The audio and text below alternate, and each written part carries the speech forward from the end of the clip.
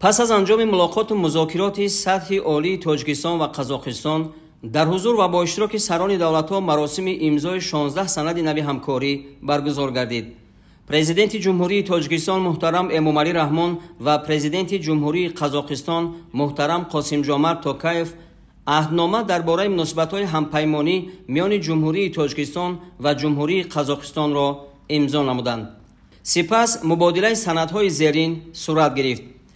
یادداشت تفاهم اوید به همدیگر فهمی میان کمیسیه مرکزی انتخابات و رایپرسی جمهوری تاجیکستان و کمیسیه مرکزی انتخابات جمهوری قزاقستان. یادداشت تفاهم میان وزارت صنعت و تکنولوژی‌های نو جمهوری تاجیکستان و وزارت صنعت و ساختمان جمهوری قزاقستان اوید به همکاری در ساحه صنعت. یادداشت تفاهم اوید به همکاری در ساحه نفت و گاز میان وزارت انرژتیکا و ذخیره‌های آبی جمهوری تاجیکستان و وزارت انرژتیکای جمهوری قزاقستان. یادداشت تفاهم میان وزارت کشاورزی جمهوری تاجیکستان و وزارت کشاورزی جمهوری قزاقستان در سمت رشد اینواسیونی و رقمی کنانی، آماده نمودن و بازآموزی کادرهای کشاورزی. یادداشت تفاهم اوید به همکاری میان اجنسی اینواسیا و تکنولوژی‌های رقمی نزد پرزیدنت جمهوری تاجیکستان و وزارت رشد رقمی، اینواسیا و صنعت کیهانی جمهوری قزاقستان.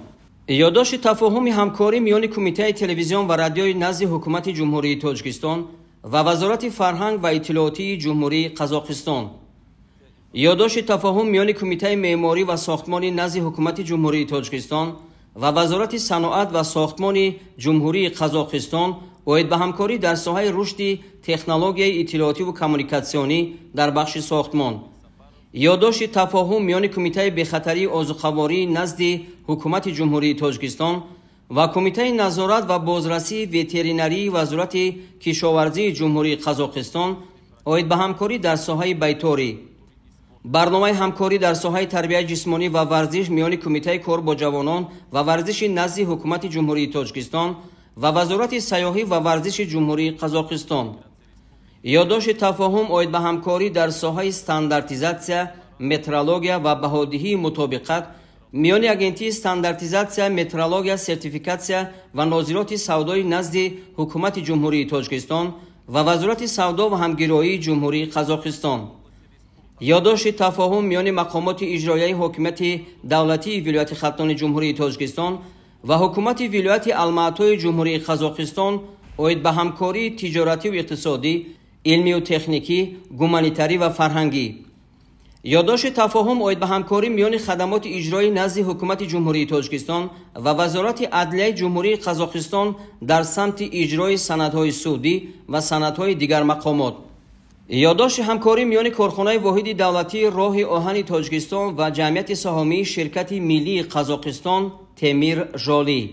یادداشت تفاهم میان کارخانه واحد دولتی فلزات نادر تاجیکستان و جمعیت سهامی شده شرکت ملی اتمی کاز اتمپروم. یادداشت همکاری میان اتفاق جوانان تاجیکستان و مجمع جوانان قزاقستان.